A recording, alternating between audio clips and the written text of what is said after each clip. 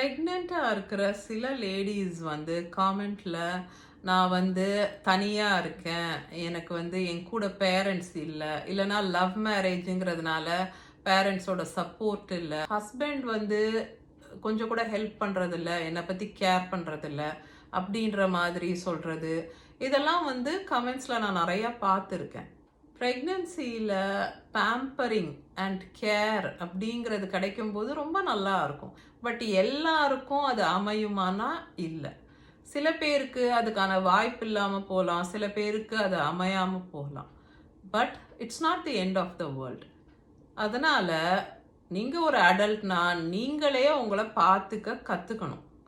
And நீங்களே உங்களை பார்த்துக்கிறதுக்கு உங்களை எக்விப் பண்ணிக்கணும், உங்களை தயார்படுத்திக்கணும். நீங்கள் வந்து மேனேஜ் பண்ண லேர்ன் பண்ணிக்கணும். ஓகே, ஸோ நீங்கள் உங்களை வந்து ப்ரிப்பேர் பண்ணி வச்சுக்கணும். முன்னேற்பாடாக சில விஷயங்கள் எல்லாம் பிளான் பண்ணி ஹேண்டில் பண்ணணும். உங்களை நீங்கள் எஜுகேட் பண்ணிக்கணும். நீங்கள் உங்கள் டாக்டரோட சேர்ந்து சில விஷயங்கள் எல்லாம் வந்து பிளான் பண்ணி வச்சுக்கணும். ஸோ அந்த மாதிரி நீங்கள் உங்கள் சுச்சுவேஷனை டேக் கேர் பண்ணுறதுக்கு கற்றுக்கோங்க. எஸ், டெஃபினட்டாக ஒரு பேரண்ட்ஸோட சப்போர்ட்டோ இல்லை ஒரு ரொம்ப ஸ்வீட்டான சப்போர்ட்டிவ் ஹஸ்பண்ட் இருக்கிறதோ வந்து ஒரு பெரிய கிஃப்ட்டு. அது ரொம்ப நல்லா இருக்கும் இந்த மாதிரி ஸ்டேஜஸில். பட் அப்படி அது இல்லைன்ற பட்சத்தில் நீங்கள் மேனேஜ் பண்ணி தான் ஆகணும்.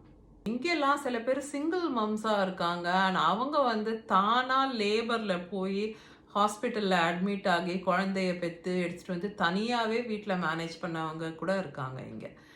ஆல்சோ இங்கேயோட கல்ச்சர் படி பேரண்ட்ஸ் வந்து விசிட் பண்ணுறாங்களே தவிர கூடவே இருந்து அந்த குழந்தைய வளர்க்குற வேலை வந்து பேரண்ட்ஸோடது கிடையாது. ஃபுல் அண்ட் ஃபுல் அந்த பச்சிலம் குழந்தைய அதோட பேரண்ட்ஸ், அதோட அம்மாவும் அப்பாவும் தான் பார்த்துக்கிறாங்க. இல்லை சிங்கிள் மம்மா தான் அவங்க தனியாகவே ஒரு லேடியாக எல்லாத்தையுமே மேனேஜ் பண்ணுறாங்க.